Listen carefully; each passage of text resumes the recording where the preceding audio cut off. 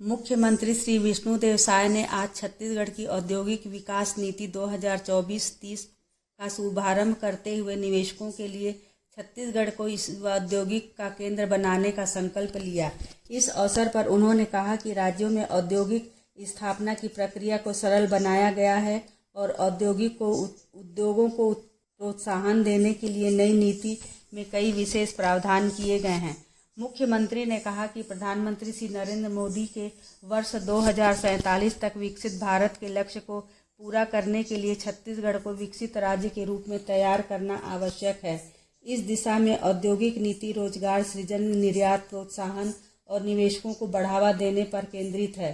कार्यक्रम के दौरान मुख्यमंत्री ने राज्य के 27 औद्योगिक समूहों में 32,225 करोड़ रुपए के निवेश के लिए इंटेंट टू इवेंट लेटर प्रदान किए। इसमें IT, artificial intelligence, data centre, ethanol, electronics और कंप्रेस्ड बायोगैस जैसे उभरते क्षेत्रों में निवेश प्रस्ताव शामिल हैं। नई नीति के मुख्य बिंदु: सिंगल विंडो सिस्टम से उद्योग की स्थापना सरल, एमएसई को सशक्त बनाने और रोजगार सृजन पर जोर, निवेशकों के लिए प्रोत्साहन योजनाएं, औद्योगिक अधोसंरचना और निर्यात प्रोत्साहन। उद्योग मंत्री श्री लखनलाल देवांगन ने नई नीति को मुख्यमंत्री श्री साय और प्रधानमंत्री के मार्गदर्शन का परिणाम बताया।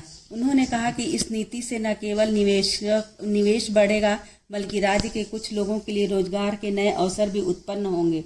नीति आयोग के वरिष्ठ सलाहकार श्री संजीत सिंह ने कहा कि छत्तीसगढ़ अब निवेशकों के लिए पसंदीदा राज्य बन गया है। नई नीति को सस्टेनेबल औद्योगिक विकास की दिशा में एक बड़ा कदम बनाया है। पैनल चर्चा और प्रमुख विचार विमर्श। कार्यक्रम के पैनल डिस्कशन में औद्योगिक अधोसंरचना नीति समर्थन और उद्योग स्थापना के औपचारिकताओं को कम करने पर चर्चा की गई। राज्य के मुख्य सचिव श्री अमिताभ जैन ने बताया कि नई नीति में रोजगार सृजन और निवेश प्रक्रियाओं के सरलीकरण पर विशेष ध्यान दिया गया है। नई औद्योगिक नीति 2024-30 में छत्तीसगढ़ में औद्योगिक विकास की नई दिशा तय होगी।